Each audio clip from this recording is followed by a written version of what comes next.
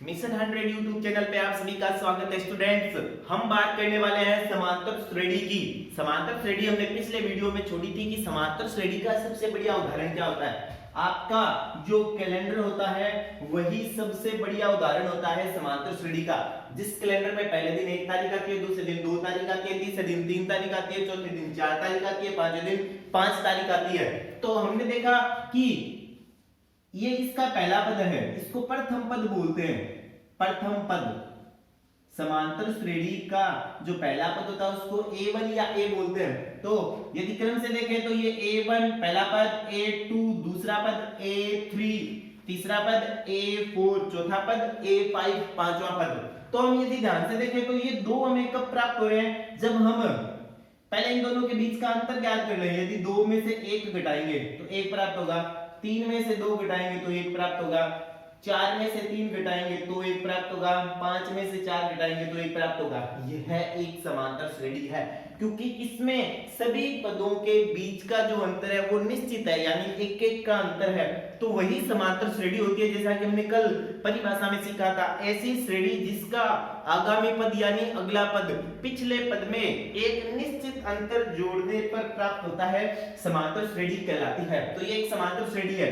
अब देखिए ध्यान से, यहाँ पे A1 ये तो पहला पद है ही, A2 कब प्राप्त हो रहा है, जब हम A में क्या जोड़ रहे हैं, D। अब ये D क्या होता है, D आपको बताया कि दोनों पदों के बीच का जो अंतर होता है वही D होता है, इसको सार्वय अंतर कहते हैं हम। ध्यान से देखिए, आप 3 कब प्राप्त हो रहा है, जब A में यानी 1 में क्या जोड़े हम, 2D जोड़ दें। या हम ऐसे भी कह सकते हैं कि A में या पीछे वाला पद है जो A2 उसमें क्या जोड़ दें, D जोड़ दें। एक तो ये है कि पहले वाले पद, ये जो पीछे वाला पद है 2 उसमें 1 जोड़ दें, 3 आ जाए। या फिर ये ऐसे भी हो सकता है A + 2D। ये A + 2D हम नेक्स्ट एक्सरसाइज है 5.2 में उसमें सीखेंगे। यहाँ इस एक्सरसाइज में आपको ये सीखना है कि ये वाला जो पद है तीसरा पद, ये क्या है, पीछे वाले पद यानी A2 में D निश्चित जोड़ने पे प्राप्त हो रहा है। ऐसे ही A4 क्या है, A3 में D जोड़ दे तो ये एक समांतर श्रेणी हो जाती है। इस एक्सरसाइज में 5.1 एक्सरसाइज में हमें समांतर श्रेणी निकालनी है और जांच करना है। तो हमने यहाँ पे क्या सीखा, पहला पद प्रथम पद A कहलाता है, दूसरा पद A2 कहलाता है, तीसरा पद A3 कहलाता है। और किन्हीं आगामी और पिछले दोनों पदों के बीच के अंतर को सार्वय अंतर D कहते हैं। जैसे कि पहला प्रश्न है 5.1 का, आपको दे रखा है 6 9 12 15 और फिर आगे डॉट डॉट डॉट लगा रखा है। इस डॉट डॉट डॉट का मतलब होता है ये श्रेणी आगे से ही चलती रहेगी, डॉट डॉट डॉट। तो 6 9 12 15, इसमें आपको क्या ज्ञात करना है, बड़ा ही सिंपल सा सवाल है। एक तो इसमें ज्ञात करना है आपको प्रथम पद यानी A। तो जैसे कि पीछे वाली श्रेणी में हमने सीखा था, प्रथम पद क्या होता है, सबसे पहला पद ही प्रथम पद होता है। A = 6 ज्ञात कर लिया, सवाल हो गया हमारा आधा। अब इसमें क्या ज्ञात करना है, सार्वय अंतर D। अंतर का मतलब डिफरेंस। डिफरेंस किसका, आगे वाले पद का पीछे वाले पद से। A2 - A1 याद रखिएगा, A3 - A2 भी डिफरेंस होता है, A4 - A3 भी डिफरेंस ही होता है। यानी आगे वाले पद में से पीछे वाले पद का अंतर ही सार्वय अंतर कहलाता है। 9 - 6 यानी 3, ये सार्वय अंतर D है यहाँ पे 3। तो हो गए दोनों आंसर। बड़े सिंपल से सवाल है। Question number 2, -7 -9 -11 -13 dot dot dot यानी ऐसे चलती जा रही है। तो पहला पद हमने ज्ञात कर लिया देखते ही निरीक्षण मात्र से कि पहला पद A है वो कितना है, -7 है। दोनों के बीच का जो डिफरेंस है वो D कहलाता है। तो D A2 - A1। एक बात विशेष ध्यान रखना कि यदि कोई समांतर श्रेणी माइनस में ही बढ़ती जा रही है, ये माइनस में बढ़ती जा रही है 7 9 11 13, तो उसमें D हमेशा ही माइनस होगा, ऋणात्मक ही होगा। यदि कोई श्रेणी धनात्मक में बढ़ती जा रही है तो D उसमें धनात्मक होगा। लेकिन यदि कोई श्रेणी ऋणात्मक से धनात्मक की ओर जा रही है तो उसमें D है वो क्या होगा, प्लस होगा। और इसका उल्टा यदि कोई श्रेणी धनात्मक से ऋणात्मक की ओर जा रही है तो हमेशा ही डी क्या होगा, ऋणात्मक होगा। ये तो हो गया गणितीय परिभाषा। हम अपनी सामान्य व्यवहार में देखें तो माइनस माइनस का मतलब उधार खाता वो बढ़ता ही जा रहा है। अब उधार खाता बढ़ता जा रहा है इसका मतलब सर्वांतर क्या होगा, ऋणात्मक होगा। तो ऐसी कंडीशन में क्या होगा, डी है वो माइनस का होगा। ऐसा हो सकता है कि पहले तो ऋणात्मक था, पहले 5 रुपए उधार थे, फिर उसमें 2 रुपए उधार हो गए, तो ये उधार घटते जा रहे हैं, यानी क्या होगा, जो डिफरेंस है वो बढ़ता जा रहा है, डी प्लस का हो जाएगा। ऋणात्मक से धनात्मक मान आने पर सर्वांतर है वो प्लस का होता है। तो ये आपको बताया उदाहरण से। अब इसमें डी क्या होगा, हम फॉर्मूले से आसानी से ज्ञात कर सकते हैं। a2 कितना है, -9, फॉर्मूले में कितना है, माइनस। a1 का मान कितना है, -7, क्योंकि 2 माइनस एक साथ आ गए, माइनस और माइनस से प्लस हो गया, -9 + 7 -2, ये इसका डिफरेंस है। तो स्टूडेंट्स पहला जो सवाल है सारे ऐसे ही सरल से हैं। मैं एक अंश और हर वाला क्वेश्चन है वो करवा देता हूं जो आपके लिए थोड़ा सा कठिन रह सकता है। तो इस क्वेश्चन का मैं एक पार्ट करवा देता हूं। क्वेश्चन है -1 1/4 3/2। एक तो पहले ही देखते ही आपको पता चल जाना चाहिए कि माइनस से धनात्मक की ओर आ रही है श्रेणी, यानी डी है वो प्लस का होगा। एक तो आप देखने मात्र से सीधा ही बता देंगे कि पहला पद कितना है, -1 है। अब हम डी निकालते हैं, डी यानी सर्वांतर डिफरेंस। डिफरेंस क्या होता है, आगे वाले पद में से पीछे वाला पद 1/4 में से क्या घटाना है, -1 घटाना है। 1/4 + 1 हो जाएगा क्योंकि ये दोनों माइनस के हैं। अब जब भी कोई बट्टे वाली संख्या है उनका एलसीएम लेना पड़ेगा। यदि एलसीएम में दो संख्याओं में से एक संख्या 1 है तो एलसीएम कभी लेने की जरूरत नहीं होती, सामने वाली संख्या एलसीएम होती है। यहाँ पे 4 और 1 का एलसीएम है तो सामने वाली संख्या एलसीएम होगी। कब, जब दोनों एलसीएम की संख्याओं में से कोई भी एक संख्या 1 हो तो सामने वाली संख्या एलसीएम होती है। चाहे अच्छा गुणा कर दो, 1 को 1 से गुणा कर दो 1 और 4 को 1 से गुणा कर दो 4, तो डिफरेंस कितना आ जाएगा, 5/4। ऐसा भी सही है। इस 4 में जो एलसीएम है इस 4 का भाग लगाओगे 1 आएगा, इस 1 को 1 से गुणा करेंगे 1 रहेगा। इस 4 में फिर 1 का भाग लगाएंगे 4 आएगा, 4 को 1 से गुणा करेंगे 4 आएगा, 5/4। ये इतना सवाल था। तो ये सरल सा पहला क्वेश्चन था समांतर श्रेणी का।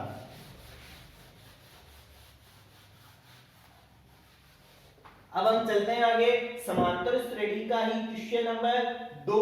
क्वेश्चन नंबर 2 में क्या है, पहले से जो अभी हम ज्ञात कर रहे थे वो दिया हुआ है, यानी ए और डी दिए हुए हमें। a बराबर -1 दिया हुआ है और d बराबर 1/2 दिया हुआ है, और हमें ये कह रहा है कि श्रेणी इसकी ज्ञात करो। यानी पहला जो क्वेश्चन था उसका ये विपरीत क्वेश्चन है। इसके हमें 4 पद ज्ञात करने, उसमें 4 दिए हुए थे, a और d ज्ञात करना था, इसमें a और d दिए हुए 4 पद ज्ञात करने हैं।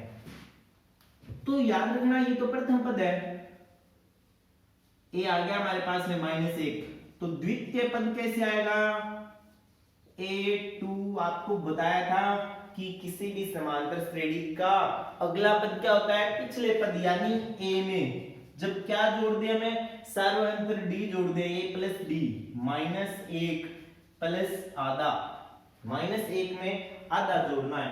कहने का मतलब है 1 में से आधा घटाना पड़ेगा। यदि आपके पास में एक तरफ बट्टा हो एक तरफ ना हो तो उसको हल करने का सबसे बढ़िया तरीका ये है कि इसकी बट्टे में संख्या में 1 लगा दो। 2 और 1 का एलसीएम अभी आपको बताया था, जब किसी संख्या के बट्टे में 1 होता है तो सामने वाली संख्या एलसीएम होती है, तो ये 2 एलसीएम आ जाएगा और क्रॉस मल्टीप्लाई भी चल जाएगा। 2 को -1 से गुणा कर देंगे -2, 1 को 1 से गुणा कर देंगे 1। अब 2 और 1 घट जाएंगे क्योंकि एक माइनस का और एक प्लस का है। जब भी दो विपरीत निशान जोड़ बाकी में बैठे हों तो सदैव क्या होती है, घटाव होता है। ये दोनों ही क्या है, एक दूसरे के विपरीत निशान है। ये माइनस का 2 है, ये प्लस का 1 है। जब भी दो संख्याएं विपरीत निशान की बैठी हो तो जोड़ बाकी में हमेशा बाकी होती है, यानी 2 में से 1 घट जाएगा 1 बट्टे में 2। लेकिन मैंने पूरा नहीं बताया अभी तक, निशान किसका आता है, बड़ी संख्या का, यानी 2 का, -1/2। तो ये हमारे पास में द्वितीय पद आ गया। a3 ज्ञात करते हैं, बताया था आपको a3 क्या होता है, अगला पद यानी तीसरा पद कब आएगा, जब पिछले पद यानी a2 में क्या जोड़ेंगे, सार्वंतर d। तो a2 हमारे पास आया माइनस का आधा, d हमारे पास है प्लस का आधा। ये तो आप जानते हो जब एक जैसी संख्याएं जब एक माइनस की एक प्लस की हो तो शून्य आ जाता है। a4 याद करते हैं हम, a4 कब आएगा, जब पिछले पद यानी a3 में क्या जोड़ेंगे, सार्वंतर d जोड़ेंगे। जीरो में आधा आपको पहले ही बता रखा है, किसी भी संख्या में जब जीरो जोड़ते हैं या घटाते हैं संख्या पे कोई फर्क नहीं रहता, वो संख्या सेम की सेम आती है, आधा आएगा। तो ये हमारा पहला क्वेश्चन हो गया। बड़े ही सिंपल से क्वेश्चन है समांतर श्रेणी 5.1 एक्सरसाइज में। आगे चलते हैं हम, इसी का मैं एक और क्वेश्चन करा रहा हूं आपको, एक पॉइंट वाला क्वेश्चन है वो करवा देता हूं, छठा क्वेश्चन। वैसे तो पॉइंट के दो है लेकिन ये थोड़ा सा डिफिकल्ट आपके लिए हो सकता है तो ये करवा देता हूं।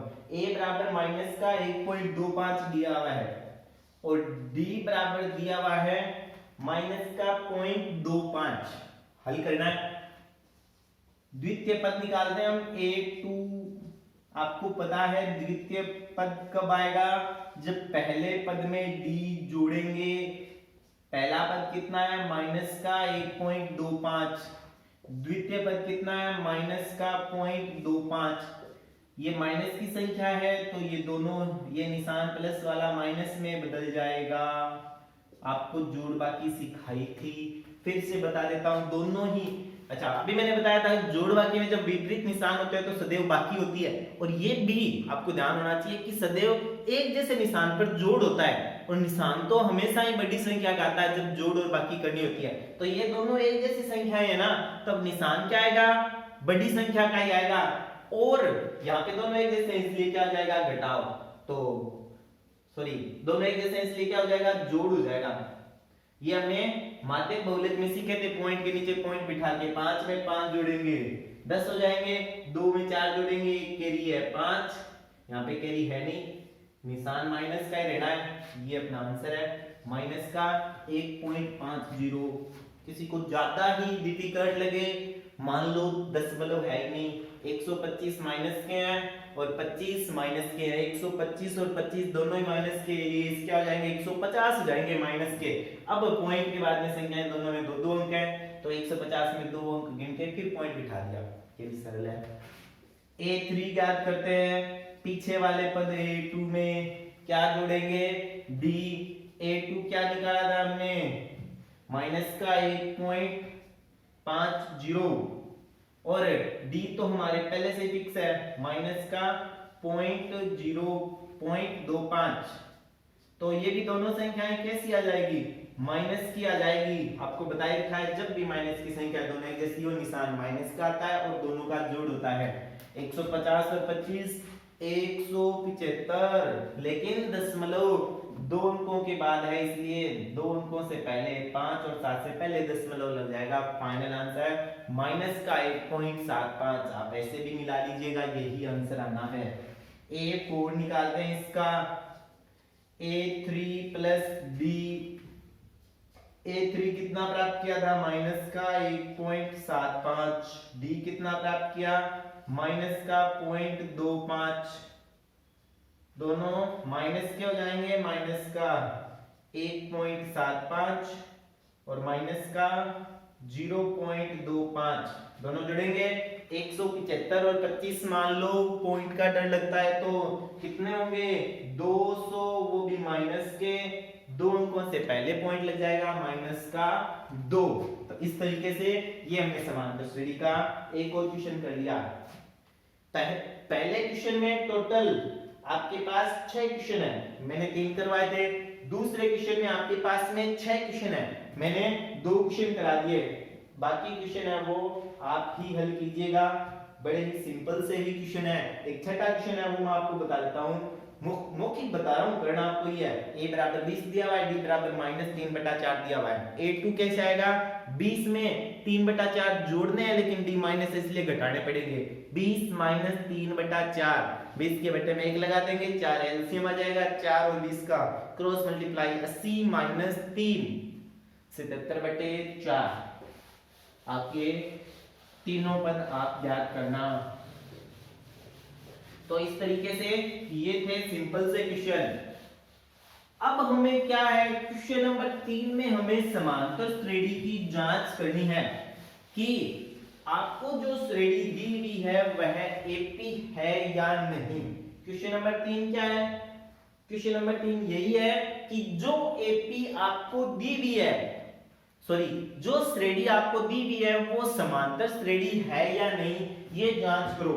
जैसे कि पहला क्वेश्चन 2, 5/2, 3, 7/2 और ऐसे डॉट डॉट डॉट लिख दिया। और ये कह रहा है कि इसकी जांच करो कि ये श्रेणी समांतर है या नहीं।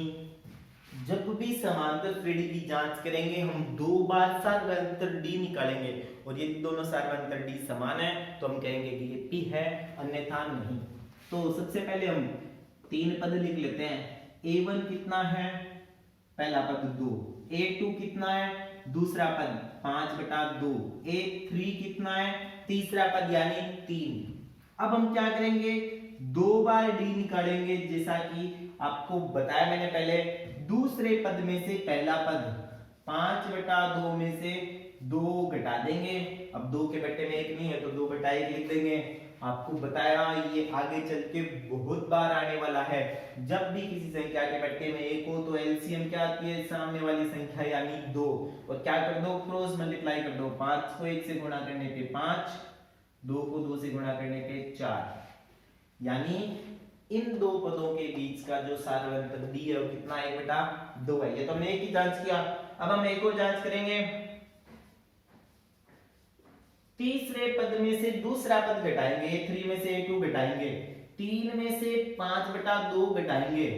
इस 3 के बट्टे में 1 लगा लेते हैं। 2 और 1 का एलसीएम आपको बताया था 2, 2 का और 3 का गुणा हो जाएगा 6, 5 और 1 का गुणा हो जाएगा 5, 6 में से 5 घट जाएंगे, d बराबर 1/2। हम कह सकते हैं यहां a3 माइनस a2 बराबर a2 माइनस a1 बराबर 1/2। अतः यह समांतर श्रेणी है। मैं शॉर्ट में लिख रहा हूं, आप पूरा लिख सकते हैं, AP लिख रहा हूं मैं शॉर्ट में। अतः ये क्या है, एक AP है, यह एक AP है। पर्सन में एक और कंडीशन दी हुई है कि पहले तो जांच करो कि क्या वह AP है। यदि AP निकल जाए जांच करने के बाद में तो आगे के उसके क्या करो, 4 पद और ज्ञात करो। तो 4 पद ज्ञात करेंगे तो हमें 4 पद यानी A4 तक तो दिया हुआ था और उससे आगे के 4 पद यानी A5, A6, A7, A8 और ज्ञात करने हैं। हम A5 ज्ञात करते हैं। फॉर्मूला आपको बताया था A5 कब ज्ञात होगा, जब इससे पिछले वाले पद यानी A4 में क्या जुड़ जाएगा, D जुड़ जाएगा। तो A4 कौन सा है, 7/2 हमें दिया हुआ है, और D कौन सा है, 1/2। ये आपके पास में एक और प्रकार आ रहा है एलसीएम का, जब हर एक समान हो। ये और ही ज्यादा सिंपल है, जब हर एक समान हो तो दोनों में से एक बार लिखना है, 2 का 2 लिखा जाएगा और ऊपर वाली संख्या सेम की सेम लिखी जानी है, 8/2 यानी 4। ये एलसीएम का एक और प्रकार है। एलसीएम विशेषकर 2 ही प्रकार के होते हैं।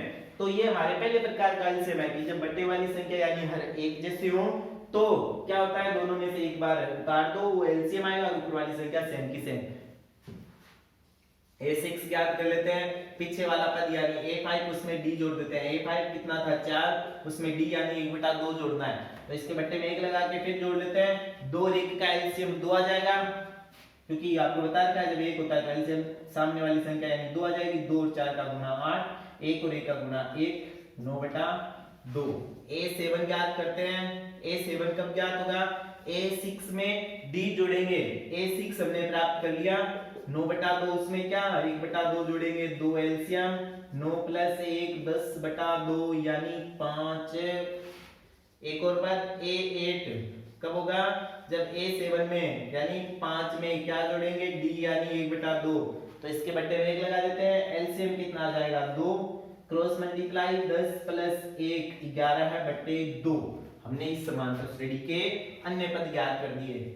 क्या है, 4, 9/2, 5 और 11/2। बताइए स्टूडेंट्स, उम्मीद करता हूं कि आप हमारे सभी वीडियोस को बड़े ही लगाव से और ध्यान से देख रहे हैं और इन सभी वीडियो को आगे भी शेयर कर रहे हैं। आगे शेयर करने की इसलिए जरूरत होती है, जैसे कि मैंने आपको पहले के वीडियो में भी बताया है कि आपका कोई स्टूडेंट साथी है, फ्रेंड्स है और उसको ये सुविधा नहीं मिल पा रही है कि लॉकडाउन के समय बाहर निकल के पढ़ सके, तो ऑनलाइन स्टडी घर पे बैठे स्टडी भी कर सके। आगे चलते हैं स्टूडेंट्स, ये था हमारा समांतर श्रेणी चेक करने का क्वेश्चन। तो इसमें और भी यदि कोई समांतर श्रेणी के क्वेश्चन है तो हम उनको चेक करते हैं।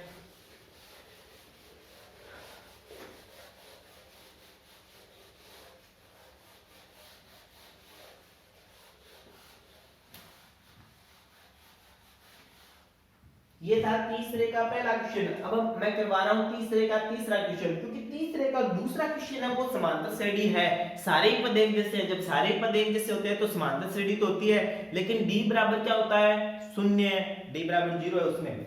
तीसरे का तीसरा क्वेश्चन है a, a स्क्वायर, a की घात 3, a की घात 4 डॉट डॉट डॉट, यानी सो ऑन, इसको सो ऑन भी बोलते हैं।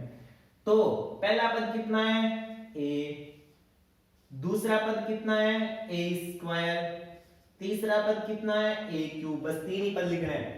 सबसे पहले हम पहला d याद करते हैं, a2 में से a1 घटाते हैं, a स्क्वायर में से a। याद रखना कि घातें कभी भी आपस में घटती या जुड़ती नहीं है जब असमान हो। a स्क्वायर में से a कभी भी नहीं घटेगा। तो प्रयास करना है कि कुछ कॉमन आ जाए। कॉमन आ रहा है a स्क्वायर और a में से a कॉमन आ रहा है, तो शेष फल क्या बचेगा। जब भी हम कॉमन निकालते हैं तो भागे लगाते हैं। भाग वाली प्रोसेस हम 3.2 एक्सरसाइज में भी सीखेंगे। a स्क्वायर में से a स्क्वायर और a दोनों में से जो एक जैसा होता है उसको कॉमन निकालना कहते हैं a। 9th में आप गुणनखंड में भी सीख के आए हो। ये हमने a कॉमन निकाल लिया, बाकी जो बचता है वो भाग देने पर। अब a स्क्वायर में से a निकाल लिया तो क्या बचेगा, a का भाग लगाओ, a घात 2 है यानी a बच जाएगा, माइनस a में जब a का भाग लगाएं तो कितना बचेगा 1। तो ये हमारे पास में पहला d प्राप्त हो गया, कितना a ब्रैकेट a माइनस 1। अब हम एक और d निकालते हैं, वो इसके समान आ जाएगा तो हम कहेंगे कि ये p है, अन्यथा नहीं है।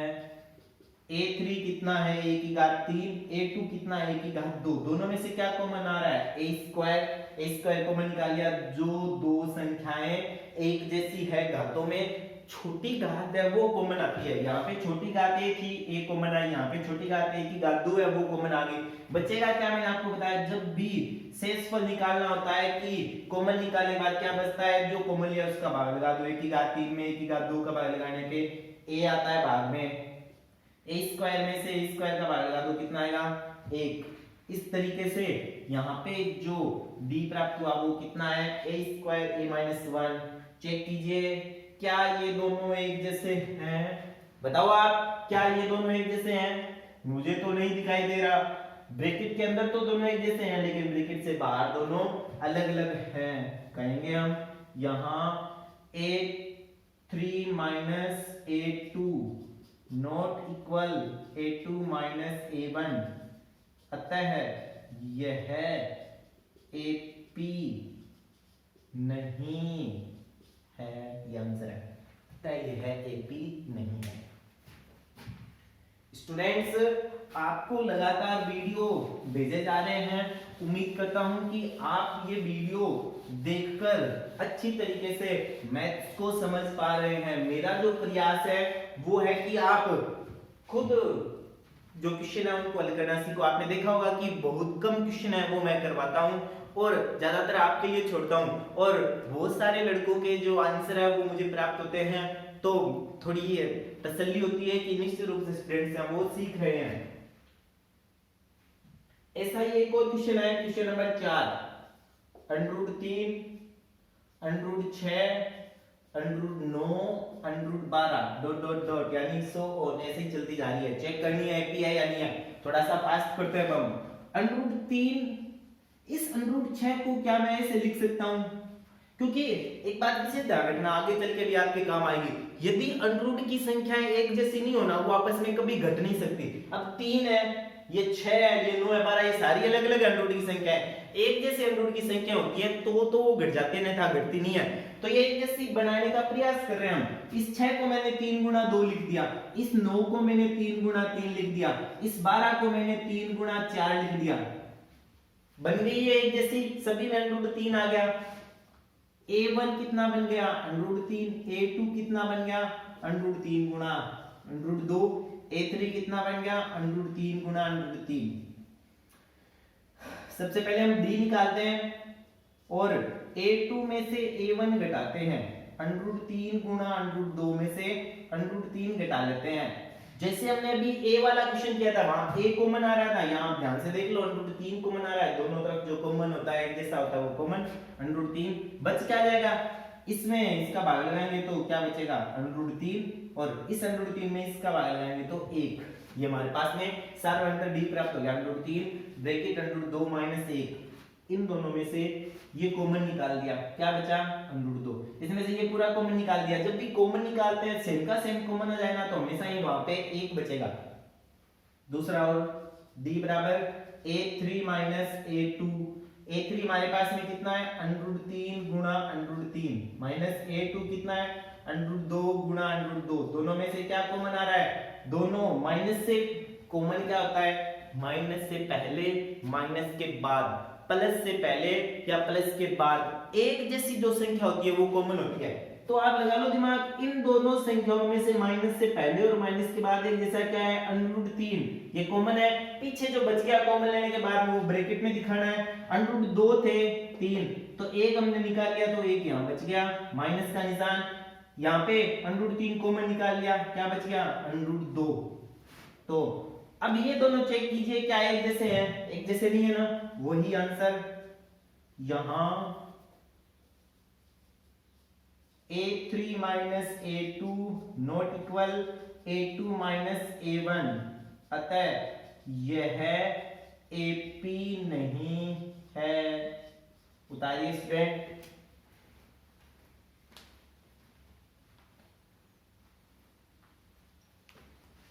अतः यह AP नहीं है। तो ऐसे बहुत सारे क्वेश्चन हैं जिनको आप हल कर सकते हो और वे बहुत ही सिंपल से क्वेश्चन हैं। इसी पर आधारित एक और आज का इस वीडियो का आखिरी क्वेश्चन, आप यहां पे कंफ्यूज ज्यादा हो गए, √2, √8, √18, √32 चेक करना है क्या यह एक AP है। आपको बताया एक जैसे √, जब तक नहीं आएंगे घटेंगे नहीं।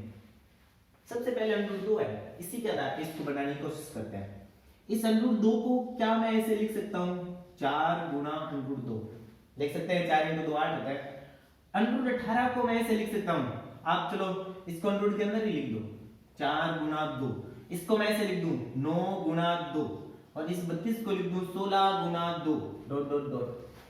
वहां पे जो पहले क्वेश्चन किया था उसमें क्या थी 3 गुना 2, 3 का √2 नहीं था, पूरा पूरा पूर्ण वर्ग संख्या दी थी। हमने प्रायिकता वाले क्वेश्चन में एक क्वेश्चन दिया था, मैंने आपको टेस्ट लिया था तब कि पूर्ण वर्ग संख्याओं की प्रायिकता ज्ञात करो। पूर्ण वर्ग संख्या वहां पे क्या थी 1 की स्क्वायर यानी 1, 2 की स्क्वायर यानी 4, 1 4 9 16 25 36 49 64 64 81, ये संख्याएं क्या होती है पूर्ण वर्ग संख्या होती है। तो ये 4 एक पूर्ण वर्ग संख्या है यानी ये √ से बाहर आ सकती है, क्या बनकर 2 बनकर।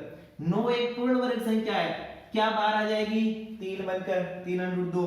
16 एक पूर्ण वर्ग संख्या है, क्या बनकर 4 बनकर √ से बाहर आ जाएगी। और 2 सभी ये 2 पूर्ण वर्ग संख्या है नहीं तो √ के अंदर ही रहेगी। अब हमारा सवाल ऐसे चेंज हो गया, a1 बराबर √2, a2 बराबर 2 √2, a3 बराबर 3 √2। अब एक जैसे है ना ये, अब ये घट जाएंगे। d बराबर a2 माइनस a1, 2 √2 में से 1 √2।